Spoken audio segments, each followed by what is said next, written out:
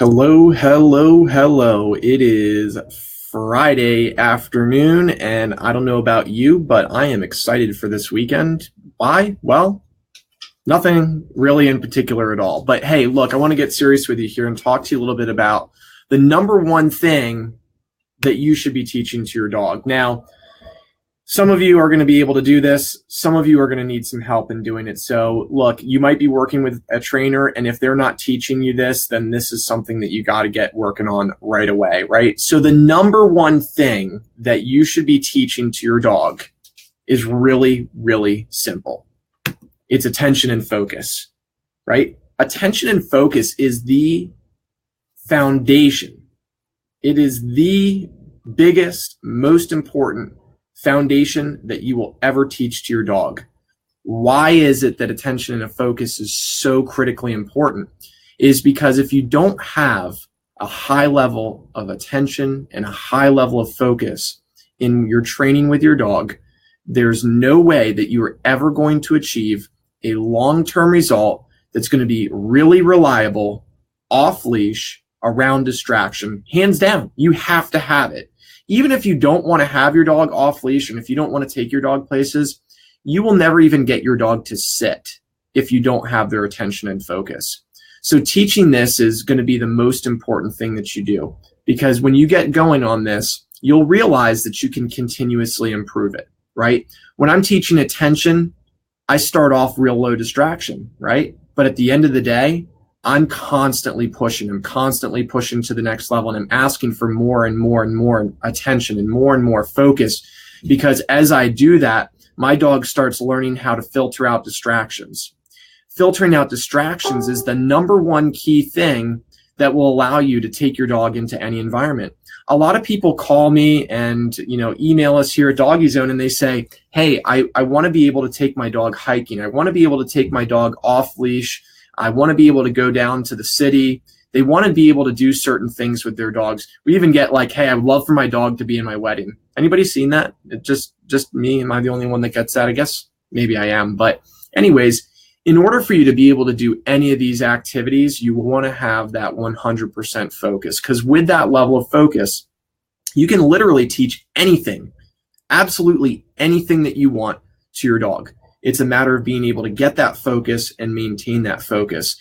And so if you're working with somebody right now, if you're working with your dog right now and you're not practicing that regularly, then you're not going to move forward at the speed that you could be, right? So that being said, you should be focusing on that every single time that you interact with your dog, that you work with your dog. And what is that, right? So I know I'm talking about attention, I'm talking about focus, and you're like, well, yeah, like it makes sense, but what is it? It's as simple as teaching your dog their name. See, the way that I define my dog's name is it means to look at me. Now, when I talk about looking, it's not like I just want my dog's head facing me. I want their eyeballs locked on my eyeballs. And when I'm training my own dogs, I have gotten to the point with I got a 7-month-old Labrador puppy right now. She's amazing, by the way. Her name's Foxy. And if you haven't seen her, well, I'm sorry to hear that. You will soon. And when I'm working with her, I'm looking at her eyes and I'm watching her eyes go from her head from looking up at me to her eyes shifting from looking left and right to locking into my eyes. And she's getting a lot of rewards when her eyes lock eyes with mine. And that's what this is about. It's about teaching your dog that attention, teaching them that when you call their name, that they stop everything that they're doing and give you 100% of their attention. And when you gain that level, you will truly be able to accomplish anything that you want. Not too long ago, somebody said to me, well, hey, is it true that certain breeds can't be trained to respond off leash? And I said that is the biggest bogus statement that I've ever heard. And I hear it all the time, right? I hear it from a ton of people. They're telling me, well, the breeder said that a beagle can't be trained off leash, or I could never have a greyhound off leash. And look, at the end of the day, we're talking about a behavior. Coming when called is a behavior that we teach to the dog, and we can teach it to any dog. It's a matter of the level of attention and focus that you teach to the dog that's going to determine the reliability of the training that you're providing. So that being said, throw it out the window. If somebody's told you that something's not possible to teach to your dog because they're a specific breed of dog or because they've had a specific history, I'll tell you, even a dog that has extreme fear, when you teach them a high level of focus, what that does is it allows them to focus on you instead of what's making them fearful or what it's making them aggressive. So focus and attention fixes almost every single type of behavior issue that you might encounter, whether it's aggression, whether it's fear, whether it's overexcitement. I've never seen a dog that's been able to 100% be focused on their handler and go after somebody at the same time, to jump on somebody, to chase them, to run and hide in the corner, because that 100% focus is driving them to only think about one thing. See, they can't focus on you and think about something else at the same time. So that's something for you to think about. Where's your dog at with their focus? How many of your dogs are really focused on you? Is it something where you think, yeah, my dog's paying attention to me, but they're not really paying attention to you. It just seems like they are. Well, look, if you can get this down, if you can master this, things are going to go great. And I'll just give you a little bit more here to talk about how it is that I teach this to my dog. The number one instinctual reward that you can use with a dog is food. Now, I know some dogs have extremely high prey drive. Some dogs are really motivated by all sorts of different things, but the number one thing that I've found works with every single dog is food.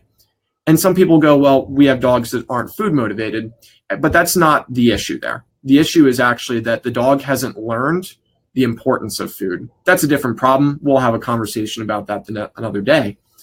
But right now, using food, I've found, has been the most effective approach.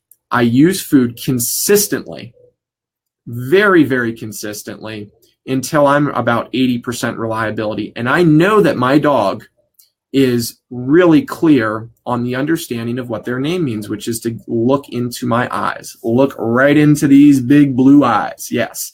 So that being said, once I've accomplished that, then I can start to implement a consequence for them blowing off a command or a cue to focus on me.